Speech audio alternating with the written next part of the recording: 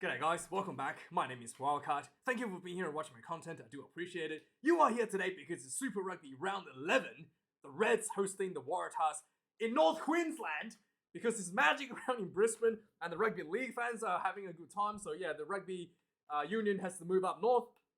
But regardless, there's been a big issue for the Reds for quite a few weeks now. The Reds team was once again really bad in the second half, like comically back in the second half, right? So the scoreboard was 17 points apiece at halftime, and then the Reds couldn't score a single point for 40 minutes. They only scored right at the end, like a consolation prize, to walk off the field, makes himself feel a bit better, right?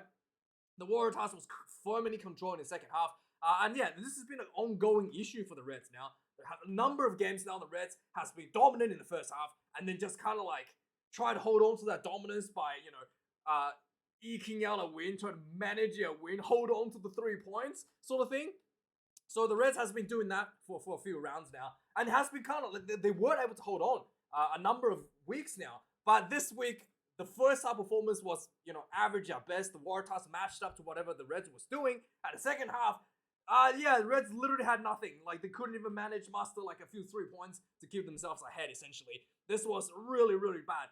And one of the main things that was a big glaring hole in the Reds team is the lack of leadership right now.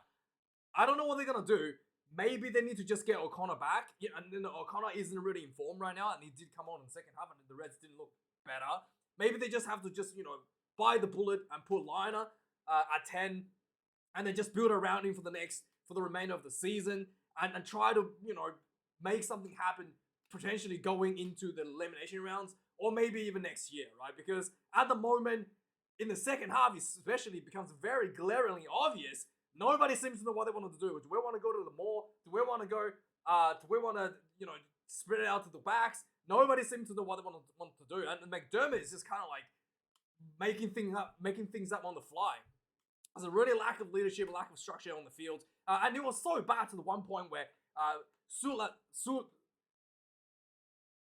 is it Vinivalu?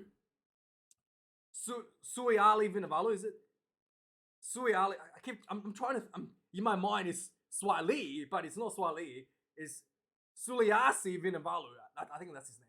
So Vinivalu actually went into the forwards, right? The forwards were pick and driving. He went to the forwards and picked up the ball and did a massive drive himself and went over to trial and score a try.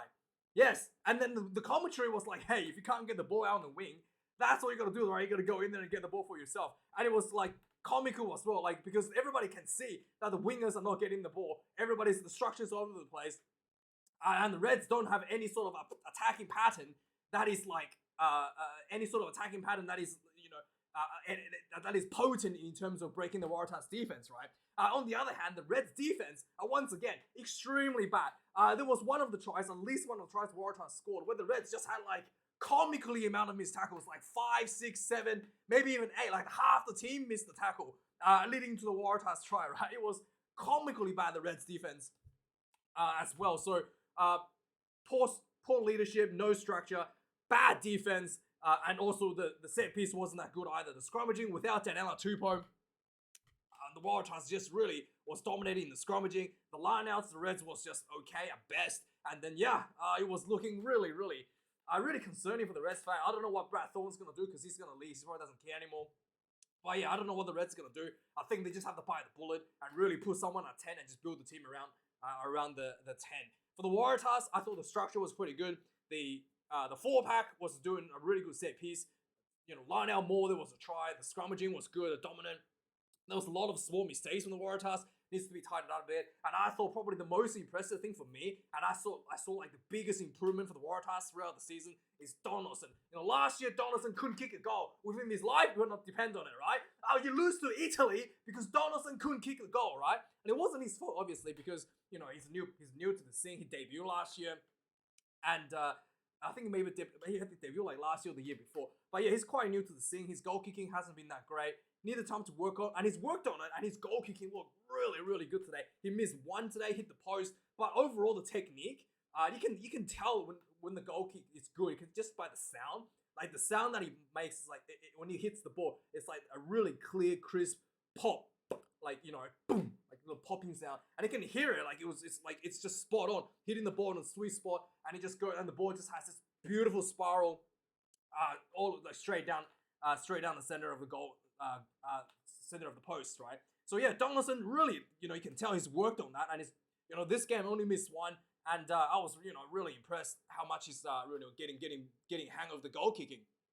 And outside of that, obviously the Waratahs has overall had an idea what they wanted to do. It did look like the Waratahs was able to get away really easy tries in the second half, and then they kind of just like taking the gas off the machine a little bit because they knew they were ahead, which I don't really like. I feel like you should always pushing for more, especially right at the end. Waratahs needed a bonus point win, which could be quite important because they're hanging on that 7th and 8th place on the ladder. They just went, oh yeah, we'll take the 3 points just to make sure that the Reds, don't somehow score 2 tries and beat us, right? So like, we'll take 3, and then we're just happy to stay at, more than 2 tries ahead to hold out for the win. So I thought that was a really bad form. The Waratahs should have gone for the try because the clock wasn't running down. Even if they don't score, they would have scored. They would have taken down the clock a bit more, and it's very unlikely. They should have backed themselves, right, to get that bonus point, which I thought was not just bad form. I thought it was just bad mentality for a lot of the Australian team, not just Waratahs. Should have gone for the bonus point there. But anyway, overall the match stats: 3 tries to 4. They did get the bonus point, right? Did they? I thought they need. Wait, did they get 4 tries? They did get 4 tries. But the commentator was saying that they need a bonus point try. Did it? Anyway, I don't know what's going on here. Anyway, it's 4 tries is a bonus point, right? Is it? Yeah, it's 4 tries for the bonus point. So, the commentator was saying he didn't need the bonus point. But anyway, let's move on. 4 tries to the Waratahs, 3 tries to the Reds, 638 run meters to the Reds, believe it or not. I actually couldn't believe they got this much run meters. The Waratahs, 481. The second half, after they scored that 2 quick tries, the Waratahs kind of just like backed down a little bit. 17 turnovers conceded for the Reds. So like I said, there was a lot of over the place. McDermott was just kind of like throwing things left and around a little bit. And then 17 turnovers conceded. That's a lot of wasted opportunities. That's why the 638 run meters didn't really turn into many points. Whereas the Waratahs was able to execute much more cleanly when they did get their opportunities inside the Reds half. Yeah, the Reds, 84 tackles made, 20 missed tackles. By the way, it's probably more than 20 missed tackles because for a team that ran 480 meters and 90 carries, so only 84 tackles made, I feel like there was just a lot of tackles unattempted, right? Like surely it's more than 84 tackles that needed to be made to kind of like end up in this situation, right? So yeah, anyway, 84 tackles made, 20 missed tackles. That's an extremely high missed tackle count. Waratahs, 18 missed tackles out of 156. Overall percentage a lot better because the Waratahs did have to make more tackles. Kicks in play, 20 against for the Reds, 20 for the Waratahs. 1 missed tackle for Donaldson, hits the post, was quite close. And it does have quite a bit of strength in that kick as well. He just pops straight through and then hits the post, and you can hear a massive ding sound out of the post. So yeah, he could potentially kick like 40, 50 meters. It seems like he's got the legs as well, so it's really good to see that he's got that power behind his kicks. Lineouts 15 apiece, everybody won. And 1 scrum loss for the Reds. I mean, they lost 1 scrum their own feed, but against the Waratahs feed, the Reds were really, really shaky for the entire game. 11 penalties conceded for the Reds, 10 against the Waratahs. There was 1 incident in the field where I thought was a little bit bizarre. I thought there could have been a yellow card in one of the incidents. So one of the Reds players early in the game, kind of like, again, Vinivalu went after the ball. There was miscommunication in the Reds team. There was like, he bumped into one of his own Reds players on the way down. So one of the Reds players fell to the ground. And then one of the Waratahs player came across, I think he was, who was it that was Waratahs player? Jed Holloway just basically rails the Reds player on the ground, on the side of the head, knocks him out, and he had to go off the field. The Reds player had to go off the field, taken off the field, right? So Angus Garner obviously says this was a complete accident and no penalties whatsoever. But, pretty sure an accidental head clash, if I was to make a tackle that was accidental head clash, that's still, a penalty, maybe a yellow card, and you still have to look at that, right? Like, this is just completely just Holloway, like running past him and just completely like taking him out, essentially knocking him out on the head, right? It was yeah, it was bizarre. I thought they should still, I mean, you still make contact to the head. I mean, you should still do the red card contact to the head.